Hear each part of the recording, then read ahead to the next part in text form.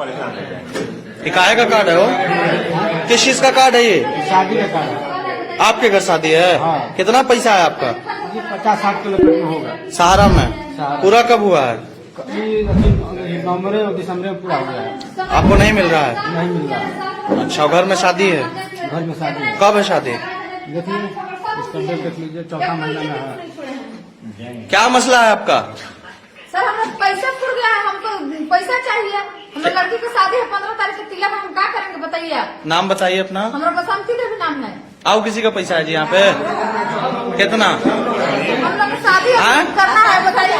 45,000 पैसा मिल नहीं रहा है।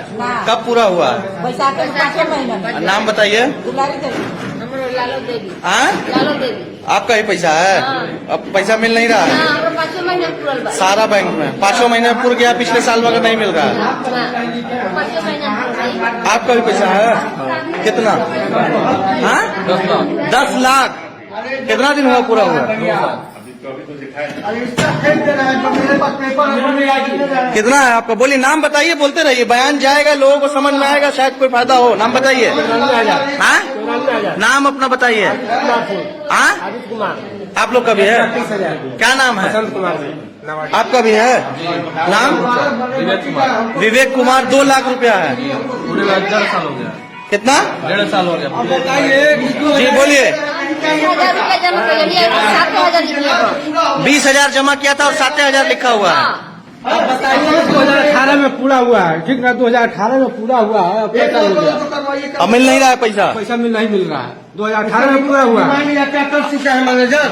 आपका ही पैसा है? हमारा 6 लाख रुपया है। नाम बताइए अपना। मेरा नाम अजीज खान है। घर? अकबरपुर। अभी 6 लाख रुपया कब पूरा हुआ है? पूरा हो गया 2021 में। अभी तक आपको पैसा नहीं मिल एक रहा? पैसा नहीं दिया है।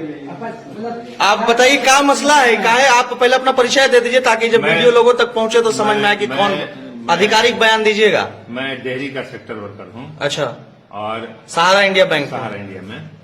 और अब आज की जो वर्तमान परिस्थिति है, क्योंकि सहारा से भी विवाद के कारण भुगतान प्रभावित है, ये सच्चाई है। हम सब लोग परेशान है। किसी की बेटी की शादी रुकी हुई है, कोई हॉस्पिटल में परेशान है, ये सच्चाई है।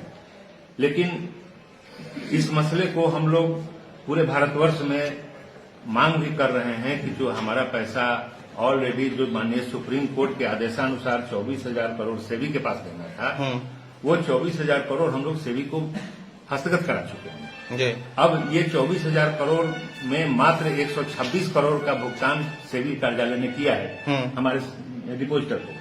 शेष अभी करना बाकी है, वो कर नहीं रहे हैं, वो वेरिफिकेशन कर रहे हैं। आपके हिसाब से पैसा आपका सेबी के पास है? सेबी के आपकी पास कोई है। कमी नहीं है? नहीं, जनता जो सुन रही है वो कैसे अपना पैसा ले, सो बताइए। रोज रोज आके आदमी हंगामा करके जा रहा है। देखिए, किसी का भी डिपॉजिट है तो उसका पैसा पूरा होगा तो मांगना उसका धर्म है। तो धर्म है तो उसको पैसा मिलेगा कैसे? क्योंकि आप पढ़े लिखे लोग हैं, आप समझाएं। प्रयास कर रहे हैं। हाँ। हम लोग पूरा प्रयास कर रहे हैं। माननीय सर्वोच्च न्यायालय से भी हम लोग गुजारिश कर रहे हैं कि दोनों में से कोई एक मसला अगर हम लोगों के हक में आ जाता है तो जमाकर्ताओं का भुगतान सुनिश्चित होना शुरू हो जाए। कब होगा आपका मसला का हल, कब हो सकता है? हम लोग इंतजार में हैं माननीय सुप्रीम कोर्ट का। अच्छा। और उनके पास हम लोग दिए हुए हैं कि जल्दी से जल्दी डेट हम लोगों को मिले और उस पर कार्रवाई हो ताकि करोड़ों जमाकर्ता जो हमारे परेशान हैं, लाखों कार्यकर्ता जिसकी रोजी रोटी आज बंद है, भुखमरी के कगार पर हैं, उनका रोजी रोटी चले और सभी सामान्य जमाकर्ताओं का भुगतान सुनिश्चित हो। ये सब माननीय न्यायालय पे टिका हुआ है। ये माननीय अब ये न्यायालय भारत पे की टिका सरकार हुआ है। देखे चाहे न्यायालय देखे, जी जी जी। अभी ये सेबी की वजह से हो रहा है। इसके लिए हम लोग पूरे भारतवर्ष मतलब ये जो लोग आके आपके ब्रांच का चक्कर लगा के जा रहे हैं वो अपना बेचारे वक्त बर्बाद कर रहे हैं या जो उम्मीद रखे हैं। फिलहाल तो यही है, एकदम देखिए स्पष्ट बात, ताकि लोग भ्रमित ना हो। सच्चाई है कि अभी भुगतान सबको नहीं हो रहा है। भुगतान बहुत ही आंशिक रूप से हो रहा है, जो छोटे मोटे कार्यकर्ता अपना कलेक्शन से कर रहे हैं। ठीक है। जी प्रणाम।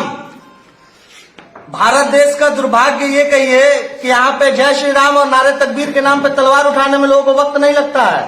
सड़क पे आ जाएंगे, 2-4 ठो मुसलमान को मार दिया जाएगा, 2-4 ठो हिंदू को मार दिया जाएगा। सरकारें अपनी समीक्षा करेंगी और राजनीति ठीक इलेक्शन के टाइम में नया नया मुद्दा आएगा और उसके बाद हिंदू, मुसलमान, दलित, ब्राह्मण, बनिया, कुर्मी, कोयरी, यही सब में एकदम मस्त परेशान रही है और जनता भुलाई हुई है। चुनाव उत्तर प्रदेश में है मगर मुद्दा कर्नाटक में हिजाब है। होना भी चाहिए, इसलिए कि भ्रमित जनता ऐसा ही होगी। मगर इन तमाम भ्रम के बीच जो सबसे बड़ी दुश्वारी है वो सहारा इंडिया। लोगों को ऐसा लगता है कि सहारा इंडिया ने पैसा खा लिया और लोग को परेशान कर रहे हैं। कोई शादी के कार्ड लेके आ रहा है तो कोई ये बता रहा है कि हम बीमार हैं और ऑपरेशन कराना है।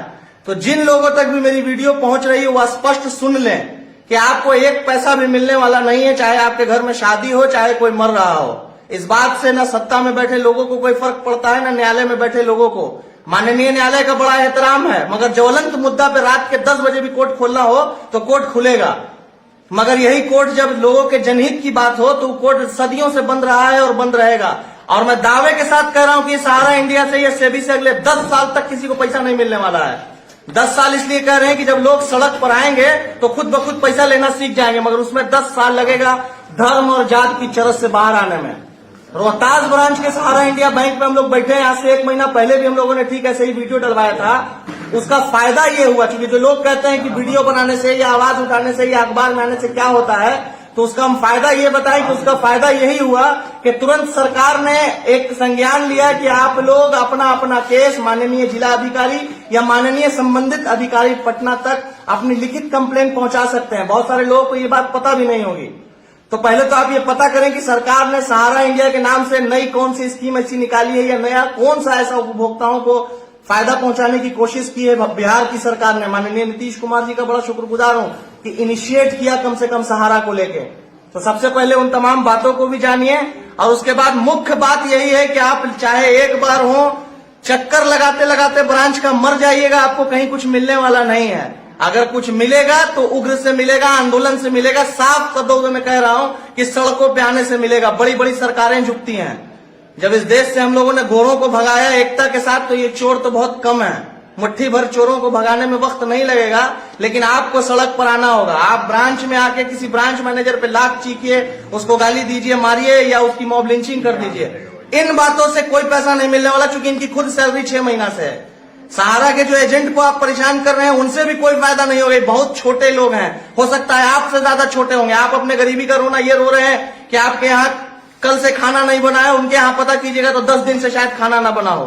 तो बहुत सारी दुश्वारी है। बेसिक चीज समझिए, अगर दर्द सर में है, इलाज पेट का मत कीजिए।